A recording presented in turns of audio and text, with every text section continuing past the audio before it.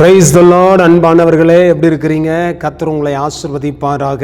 ஒவ்வொரு நாள் அந்த பரலோக சத்தம் நிகழ்ச்சியின் மூலமாக உங்களை சந்திப்பதில் மிகுந்த மகிழ்ச்சி அடைகிறேன். தேவனுடைய பிள்ளைகளை எப்படி இருக்கிறீங்க? கர்த்தர் உங்களை ஆசீர்வதிப்பாராக. மறந்துடாதீங்க, இந்த வாரம் சனி ஞாயிறு 2 நாட்கள் விசேஷித்த கூட்டங்கள் இருக்கிறது. அதை மிஸ் பண்ணிடாதீங்க. விசேஷமாய் 15, 16 2 நாட்கள் 15ஆம் தேதி காலையில் 9 மணிலேருந்து நம்ம சபையில் பாஸ்டிங் ப்ரேயர் சனிக்கிழமை. ஞாயிற்றுக்கிழமை 16ஆம் தேதி சாயங்காலம் நம்முடைய சபையில் விசேஷித்த ஒரு விடுதலை கூட்டம் இருக்கிறது. அதே போல் 15ஆம் தேதி சாயங்காலம் ஆயல்மில் ரோட்டில் பாஸ்டர் டேவிட் கணேஷ் அவருடைய சபையில் விசேஷித்த ஒரு கூட்டம் இருக்கிறது. அதில் வந்து கலந்து கொள்ளுங்கள். கர்த்தர் உங்களை ஆசீர்வதிப்பார். அதே போல் வெள்ளிக்கிழமை சாயங்காலமும் ஞாயிற்றுக்கிழமை காலையிலையும் பாஸ்டர் ஜான் குட் ஷெப்பர்ட் சர்ச்சில் விசேஷமாக டேங்க் பண்ட் ரோட்டில் இருக்கிற அந்த சபையில் விசேஷத்த கூட்டம் இருக்கிறது. நோட்டீஸ் நான் உங்களை காட்டிகிட்ருக்கிறேன், நீங்கள் பாருங்கள், பார்த்துட்டு வந்து கலந்து கொள்ளுங்கள். கர்த்தர் உங்களை ஆசீர்வதிப்பார். ஒரு வசனத்தை வாசிக்கிறேன். யோபின் புத்தகம் 21ஆம் அதிகாரம் 5ஆம் வசனம். என்னை கவனித்து பாருங்கள், அப்பொழுது நீங்கள் பிரமித்து உங்கள் வாயை கையால் பொத்திக் கொள்வீர்கள். பாருங்கள், என்னை கவனித்து பாருங்கள், அப்பொழுது நீங்கள் பிரமித்து உங்கள் வாயை கையால் பொத்திக் கொள்வீர்கள்.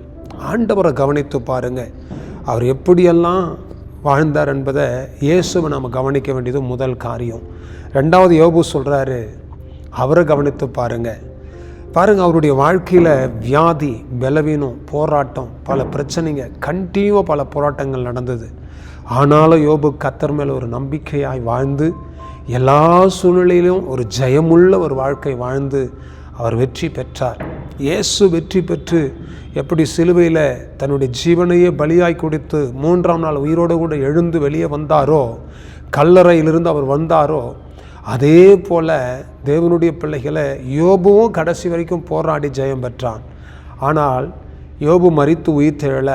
யோபு மரணத்திற்கு முன்பாகவே மகிமையின் தேவனுடைய ஆசீர்வாதத்தை அனுபவித்தான். இரட்டிப்பான சுதந்திரத்தை பெற்றுக்கொண்டான். தேவனுடைய பிள்ளைகளே, நீங்களும் அப்படிதாங்க.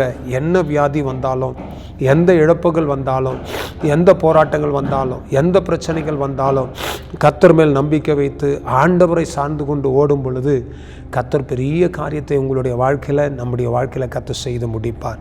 கர்த்தரை விசுவாசித்து நம்புவோம், அவரை சார்ந்து கொள்ளுவோம், கர்த்தர் பெரிய காரியத்தை செய்வார்.